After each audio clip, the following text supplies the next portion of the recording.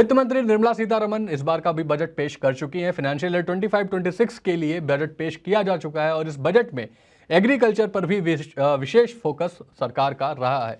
अब अगर हम बात करें योजनाओं की, किन योजनाओं को शुरू किया गया, उसका इम्पैक्ट क्या हुआ और उससे कौन से शेयर्स भागे, तो चलिए इस वीडियो में इन सारी बातों को जानने की कोशिश करते हैं। सबसे पहले जानते हैं कि वित्त मंत्री ने बजट में किन योजनाओं की घोषणा की जिससे किसानों को और एग्रीकल्चर सेक्टर को फायदा मिलता हुआ दिखाई देगा। तो सबसे पहले पीएम धन धान्य कृषि योजना की शुरुआत की गई, जिसके तहत कम प्रोडक्टिविटी वाले 100 जिलों को कवर किया जाएगा। क्रॉप डाइवर्सिफिकेशन, स्टोरेज और इरिगेशन की सुविधाएं इन जिलों को दी जाएंगी, जिससे इनकी प्रोडक्टिविटी बढ़ सकती है, इनके उत्पादन की क्षमता बढ़ सके।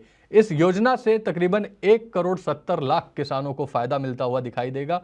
इसके अलावा लॉन्ग और शॉर्ट टर्म क्रेडिट पर भी जोर दिया गया है। इस साथ ही रूरल इलाकों में स्किलिंग पर भी सरकार का फोकस रहा है। वहीं अगर हम एग्रीकल्चर की ही बात करें तो दाल और तिलहन में आत्मनिर्भरता की भी बात कही गई है, स्पेशली तूर, उड़द, मसूर और इन जैसी दालों पर। इसके अलावा एक और चीज में भारत आत्मनिर्भर हो रहा है और वो है यूरिया प्रोडक्शन में भी आत्मनिर्भरता की बात कही गई है, जिसके तहत असम में 12.7 लाख मीट्रिक टन की क्षमता वाले एक यूरिया प्लांट का स्टैब्लिशमेंट किया जाएगा। ये तो हुई घोषणाओं की बात, लेकिन इन घोषणाओं का असर स्टॉक पर भी देखने को मिला है। कई सारे ऐसे शेयर हैं जो भगते हुए हमें आज नजर आए हैं। तो चलिए एक बार ये भी जान लेते हैं कि इन घोषणाओं का किन स्टॉक्स को डायरेक्ट बेनिफिट मिलते दिख रहा है। सबसे पहले बात करते हैं कावेरी सीड्स की। कावेरी सीड्स में आज 6.5% की तेजी रही और ये कंपनी अभी 959 रुपए के आसपास कामकाज करती हुई दिखाई दे रही है। अगर हम बात करें कावेरी सीड के काम की, तो ये हाइब्रिड बीजों की उत्पादक है।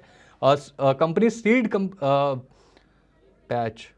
हाइब्रिड बीजों की कंपनी ये उत्पादन करती है। इसकी कीमत में 10% तक की इंट्राडे में हमें ग्रोथ दर्ज देखने को मिली, लेकिन फिलहाल ये 6.5% की तेजी के साथ बंद होता हुआ दिखाई दिया।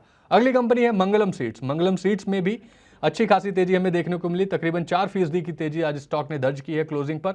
इसका स्टॉक प्राइस अभी 214 रुपए के आसपास ट्रेड कर रहा है। फिलहाल ये कंपनी भारतीय बीज बाजार में मजबूत स्थिति और सरकार की पहलों से जो अभी ये घोषणाएं हुई हैं, इनका लाभ इस कंपनी को मिलता हुआ दिखाई दे रहा है। इसके अलावा जेके एग्री जेनेटिक्स, इसमें भी हमें आज तकरीबन 5.5% से ज़्यादा की ग्रोथ देखने को मिली। स्टॉक 419 रुपए पर ट्रेड कर रहा है।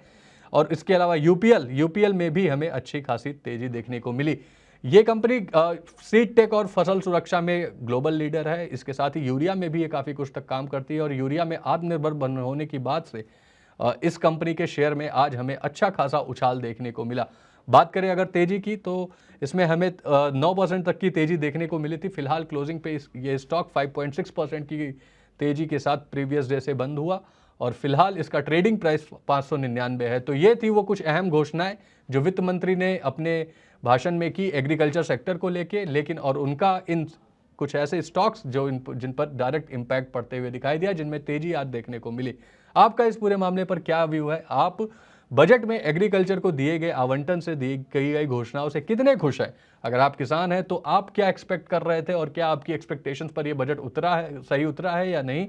हमें कमेंट में सारी डिटेल्स बताएं ताकि हम इसको और अच्छे से एनालाइज कर सकें और ये समझ सकें कि ये बजट हमारे दर्शकों के लिए कितना फायदेमंद रहा है। फिलहाल मुझे दीजिए इजाजत और हम आपके पास आते रहेंगे बजट के और डिकोड करने वाले एनालिसिस के साथ। तब तक के लिए आप देखते रहें और बने रहें मनी 9 के साथ।